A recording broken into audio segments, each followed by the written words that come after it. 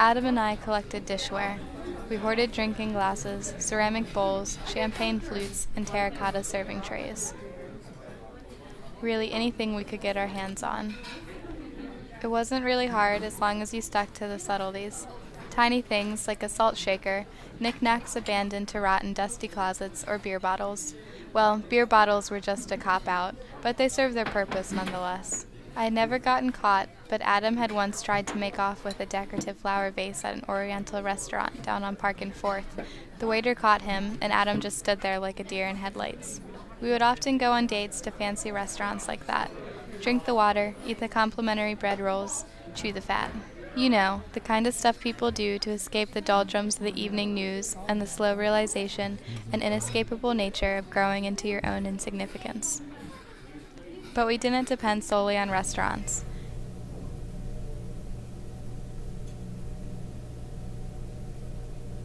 Each night I carried a glass of tomato juice to bed. I tried to pick a different style of glass each night to not arouse suspicion.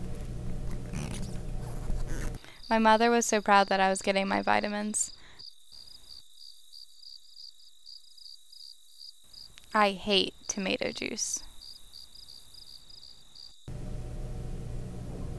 I stored the empty glass in an old dusty trunk my grandmother had used to move her belongings when they came here from Europe.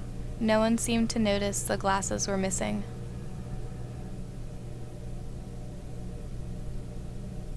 I stole morally, taking only generic pieces from the kitchen cupboard. Nothing crystal, nothing sentimental, nothing once wrapped in silver or tied with a bow. During lunch, we padded our book bags with bubble wrap to protect our loot until we could stash it.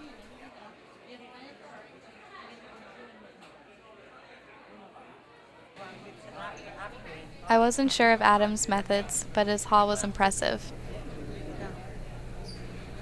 He had a blue suitcase filled with beer bottles, jewel-toned shot glasses, and a coffee mug with the name Kim.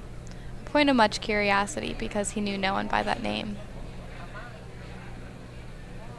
At the end of each week, we convened in the X-ray lab of the science room. Adam had found the key under the marching band trophy case and never returned it.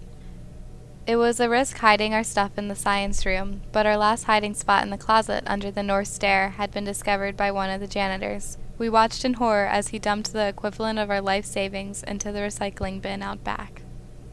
At some point, we discovered we had 33 breakables between us, the sum of our ages. We took this as a sign.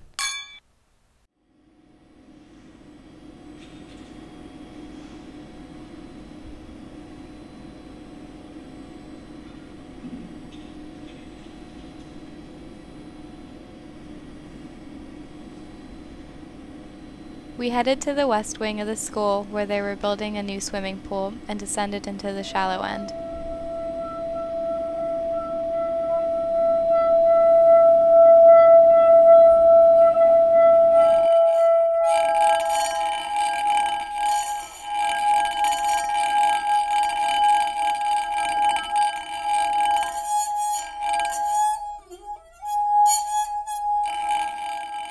Cranking his right shoulder like the handle of a music box, Adam bent and flung the dish toward the pool wall.